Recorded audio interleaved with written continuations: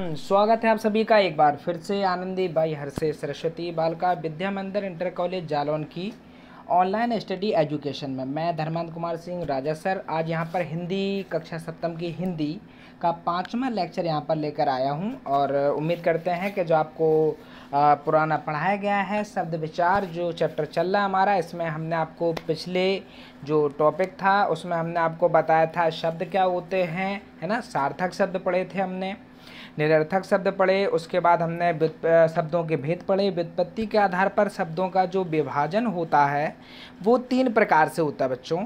एक तो पहला रूढ़ शब्द जो हमने बता दिया था आपको, यौगिक शब्द और योग ऋण। ठीक है, आज हम डिस्कस करेंगे उत्पत्ति के आधार पर शब्दों का विभाजन किस प्रकार से होता है, कितने प्रकार से होता है, क्या है, आइए जानते हैं। ज़्यादा समय को बर्बाद ना करते हुए आज का अपना टॉपिक शुरू करते हैं। सबसे पहले यहाँ पर एक सारणी आपको दी गई है ना, जिसमें शब्दों का जो प्रकार था वो आपको बताया गया है। प्रकार में हमें ये पढ़ना है कि आखिर कितने तरीके के शब्द होते हैं और उनका क्या मायने होता है। चलिए जानते हैं इस लेक्चर में। ठीक है, देखिए शब्द का जो वर्गीकरण था पिछले चैप्टर में आपको बताया था, एक तो बेटा सार्थक होता है, दूसरा आपका कैसा होता है, निरर्थक। सार्थक वे शब्द होते हैं जिनका कोई अर्थ निकलता है, जिनका सार्थक कोई शब्द होता है। निरर्थक ऐसे जिन्हें हमने अपनी बोलचाल की भाषा में ऐसे ही यूज कर लिया, जिनका कोई आधार नहीं होता है। ठीक है, व्युत्पत्ति के आधार पर ये टॉपिक हम अपना कंप्लीट कर चुके थे। व्युत्पत्ति के आधार पर जो शब्द होते हैं बेटा वो रूढ़, है ना, यौगिक और योग ऋण शब्द होते हैं। आज हमारा जो टॉपिक है, आज हम पढ़ेंगे उत्पत्ति के आधार पर शब्दों का वर्गीकरण। तो हम आपको बताते हैं कि बेटा ये तद्भव, है ना, तत्सम, तद्भव, देशज और विदेशी, ये 4 प्रकार के आपका वर्गीकरण होता है। ठीक है, प्रयोग के आधार पर फिर हम आगे जानेंगे कि प्रयोग के आधार पर क्या होते हैं। प्रयोग के आधार पर जो शब्द होते हैं बेटा आपके वो विकारी और अविकारी होते हैं। ठीक है, विकारी कौन से शब्द होते हैं? विकारी में आपके आते हैं संज्ञा, सर्वनाम, क्रिया, है ना, विशेषण। ठीक है, फिर क्रिया विशेषण। अविकारी में आपके क्रिया विशेषण, संबंध बोधक, समुच्चय।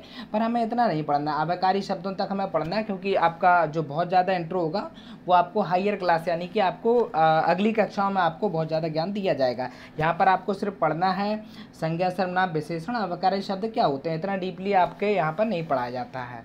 पढ़ाने को पढ़ा सकते हैं बट आपके सिलेबस में आता नहीं है। ठीक है, चलिए हम लोग आगे चलते हैं।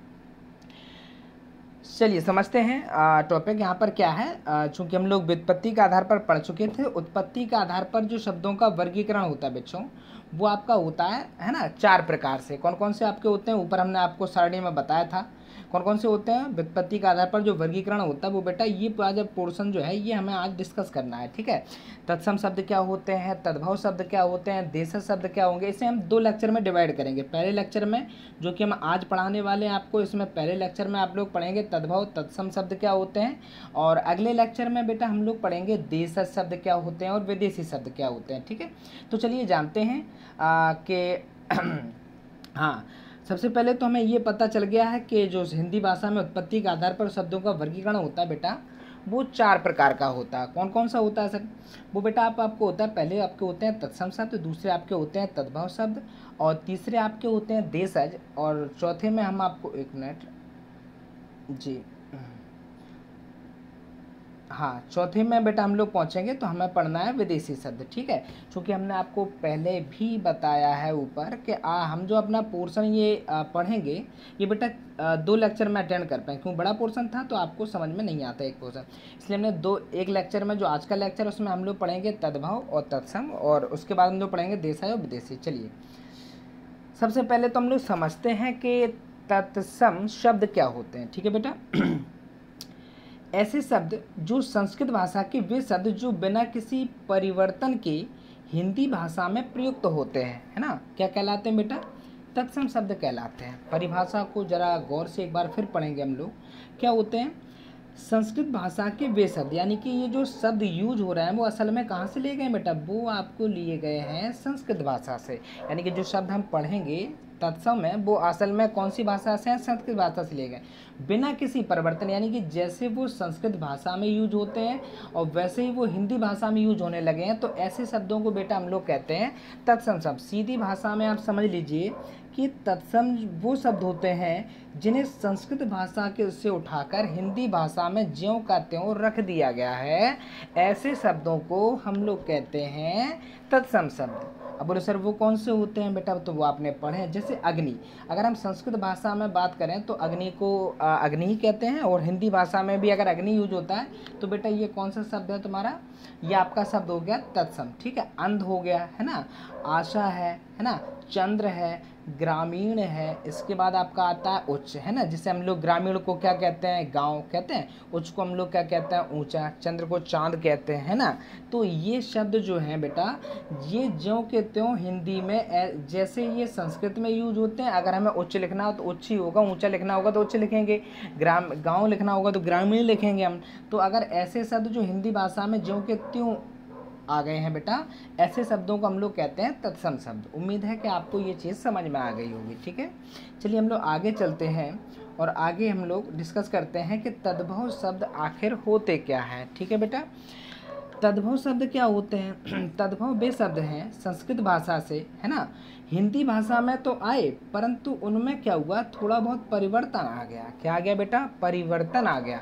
आखिर ये शब्द हैं तो संस्कृत से ही लिए गए हैं, लेकिन इनमें क्या हुआ, जब ये संस्कृत से हिंदी भाषा की ओर चलने को ये कोई व्यक्ति नहीं है, बताया जा रहा है आपको, जब इन्हें हिंदी भाषा में लिया गया तो इनमें कुछ ना कुछ परिवर्तन हो गया। ये उसी तरीके से समझ लीजिए, जब हम किसी चीज़ को किसी दूसरे के मुंह से सुनते हैं और जब वो दूसरे तक जाती है तो उसमें या तो कुछ मिक्स हो जाता है या बात ज्यों के त्यों ना जाकर उसमें कुछ परिवर्तन हो जाता है। ठीक है, चलिए ऐसे हम लोग इसे भी समझते हैं। और ये समझते क्या है कि हमें तद्भव शब्द क्या होते हैं, असल में ये संस्कृत भाषा से लिए गए हैं, लेकिन ये ज्यों के त्यों नहीं है, यानी कि इन्हें संस्कृत में ज्यों के त्यों यूज नहीं किया जाता। जैसे आग संस्कृत में नहीं होते बेटा, आग को अगर हमें लिखना हो तो हम लोग क्या लिखते हैं, हम लोग लिखते हैं अग्नि। क्या लिखते हैं बेटा, अग्नि लिखते हैं हम लोग। दूध को दुग्ध लिखते हैं, चांद को हम लोग चंद्र लिखते हैं, है ना, है ना। ऐसे खेत है आपका, ऊंट है, कुआ है ना, घर है, घर को बेटा क्या लिखते हैं, ग्रह लिखते हैं। तो ये सारे शब्द जो हैं वो संस्कृत भाषा पे जब हिंदी भाषा में जोड़े गए तो इनमें कुछ ना कुछ थोड़ा बहुत परिवर्तन हो गया। ऐसे शब्दों को बेटा हम लोग कहते हैं तद्भव शब्द। क्या कहते हैं, तद्भव शब्द। यानी कि ये संस्कृत भाषा से हिंदी भाषा में तो आए हैं, परंतु इनमें थोड़ा बहुत परिवर्तन हो गया है। तो ऐसे शब्दों को बच्चों हम लोग कहते हैं तद्भव शब्द। ठीक है, आइए जानते हैं कि तद्भव तत्सम शब्द आखिर है क्या। ठीक है, यहाँ पर बेटा तत्सम शब्द है, यानी कि वे शब्द हैं जो सीधे संस्कृत भाषा में इनका यूज ऐसे ही होता है जैसे कि यहाँ पर लिखे हैं। अगर हमें अंगुली लिखना होगा तो हिंदी भाषा में तो अंगुली बेटा तद्भव रूप जब हिंदी भाषा में लिखते हैं तो बेटा अंगुली ऐसे भी लिखते हैं हम लोग। ठीक है, लेकिन संस्कृत में जब इसको लिखा जाएगा तो इसको छुट्टी की मात्रा के साथ लिखा जाएगा। ठीक है, चलिए हम लोग कुछ डिस्कशन करते हैं तत्सम और तद्भव शब्द आखिर है क्या। देखिए, आग को आग क्या हो गया बेटा, तद्भव शब्द है ना, और तत्सम शब्द इसका क्या होगा, अग्नि। ठीक है, ऐसी अनंत जो है बेटा वो तद्भव शब्द है और अन्यंत्र क्या है आपका, तत्सम शब्द है। ठीक है, अब आपसे पूछा क्या जाता है, पहले वो समझ लीजिए कि हमें इन्हें याद कैसे करना है। क्या इनकी परिभाषाएं पूछी जाती हैं? बहुत कम ऐसा होता है कि आपसे इनकी परिभाषा पूछी जाएगी। तो फिर सर पूछा क्या जाता है बेटा, तो बेटा आपसे पूछा क्या जाता है, आग का आपको यहाँ पर शब्द दिया जाएगा आग, और उससे पूछेंगे बेटा इसका तत्सम रूप लिखिए, या क्वेश्चन ये बनेगा अंगरक्षक का तद्भव रूप क्या होता है, या अमृत का तद्भव रूप क्या होता है, या अटारी का तत्सम रूप क्या होता है।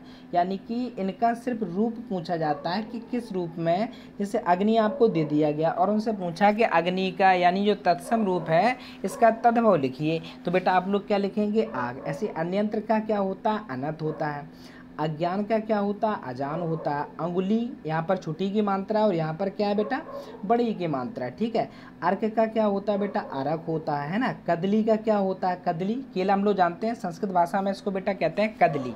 ठीक है, चलिए अष्ट को बेटा, आठ जो होता है हिंदी भाषा में इसको संस्कृत भाषा में क्या कहा जाता है, अष्ट। तो अष्ट क्या हो गया, संस्कृत भाषा में ज्यों की त्यों यूज हो रहा है, ये हिंदी भाषा में अगर इसका यूज हो तो बेटा ये आपका हो गया तत्सम, और बेटा ये आपका क्या हो गया, तद्भव। यानी कि ऐसे शब्द जो संस्कृत भाषा से हिंदी भाषा में संस्कृत की तरह ही यूज होते हैं, ऐसे शब्दों को बेटा हम लोग कहते हैं तत्सम।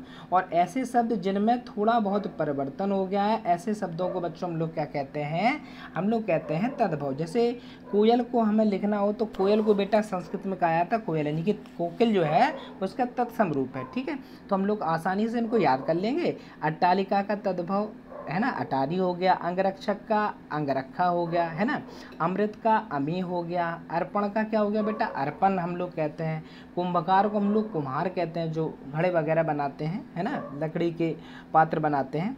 अष्टादश को बेटा हम लोग कहते हैं 18, कुष्ठ को बेटा हम लोग कहते हैं कोड़, है ना। और आगे हम लोग चलते हैं तो आमलक बेटा हो गया आंवला। ठीक है, यहाँ पर हमने कोकिल तक पढ़ लिया था। आम्र बेटा होता है, आम्र का जो तद्भव रूप होता है वो क्या होता है बेटा आम होता है। कूप का क्या होता है कुआं होता है ना। अश्रु क्या क्या होता है आंसू, आंसू क्या है बेटा तद्भव रूप, अश्रु क्या है तत्सम रूप। ठीक है, गात्र का क्या होता है बेटा गात होता है। ठीक है, आदित्यवार का क्या होता है इतवार, है ना। इतवार तो जानते हैं हम लोग सभी, रविवार हम लोग है ना संडे। ठीक है, आजकल तो हर ही दिन संडे है, बिल्कुल छुट्टी चल रही है आप लोग। ठीक है, गृद्ध क्या होता है बेटा गिद्ध होता है। ठीक है, यहाँ पर कातर का क्या होता है कायर, है ना। और अध को हम लोग क्या बोलते हैं आज होता है। ठीक है, और यहाँ पर अर्थ का क्या गर्द का क्या होगा सॉरी गड्ढा होगा। आलस्य क्या होगा आलस, है ना। ग्रंथि का क्या होगा गांठ, है ना। चलिए हम लोग और डिस्कशन करते हैं। यहाँ पर इष्टका को बेटा इष्टका का जो तद्भव रूप होता है वो होता है ईट। ग्राम का बेटा गांव होता है। उपलब्ध का मतलब होता है उलाहना, है ना। और ग्रामीण का मतलब क्या होता है गवार, है ना, क्योंकि कम पढ़े लिखे लोग होते हैं तो गवार भी कहते हैं हम लोग, इसका मतलब ग्रामीण। ठीक है, और उच्च का मतलब क्या होता है जैसे कि अभी ऊपर बताया था हमने आपको ऊंचा। गोपालक का मतलब बेटा होता है ग्वाला, है ना। कंकण का जो तद्भव रूप होता है बेटा कंगन। ठीक है, इक्षु का क्या होता है ईख होता है। गुहा का होता है बेटा गुफा। उज्ज्वल का आपका होता है उजला। ग्रह का बेटा होता है घर, है ना। ग्रह तो आपने संस्कृत में पढ़ा होगा ग्रह, है ना। और यहाँ पर हिंदी भाषा में हम लोग क्या कहते हैं उसको घर कहते हैं। ठीक है, उल्लू का क्या होता है बेटा उल्लू होता है। ठीक, गंभीर का होता है गहरा। ओष्ठ का होता है ओंठ। ठीक है, आगे चलते हैं हम लोग, बस एक एक आपका और बचा है कंगण, है ना। कंकण आपका जो होता है वो तत्सम रूप होता है, उसका तद्भव रूप क्या होता है बेटा कंगन। ठीक है, घंटिका का क्या होता है बेटा घंटी होता है। उम्मीद है कि ये जो लेक्चर बहुत छोटा सा लेक्चर था आपका, है ना, क्योंकि अगर हम वो 2 बार ऐड करते तो बहुत बड़ा लेक्चर हो जाता है। तो उम्मीद है कि आपको समझ में आ गया होगा। फिर सब लोग ध्यान दें बच्चों, हम लोग यहाँ पर क्या पढ़ रहे हैं, हम लोग सेकंड यहाँ पर टॉपिक पढ़ रहे हैं। हम लोग क्या पढ़े पहले व्युत्पत्ति के आधार पर जो शब्द थे वो 3 प्रकार के थे आपके। पहले आपके कौन से थे, पहले आपके रूढ़ थे, फिर आपके यौगिक थे, फिर आपके हमारे योग ऋण थे। अब हम लोग बेटा यहाँ पर क्या पढ़ रहे हैं, उत्पत्ति के आधार पर जो शब्द होते हैं वो 4 प्रकार से इनका विभाजन होता है। पहले कौन से हैं तत्सम, दूसरे कौन से होते हैं तद्भव। आज हमने जान लिए कि तद्भव और तत्सम क्या होता है। असल में ऐसे संस्कृत शब्द जो ज्यों के त्यों हिंदी भाषा में लिए गए हैं वो आपके कहलाते हैं तत्सम।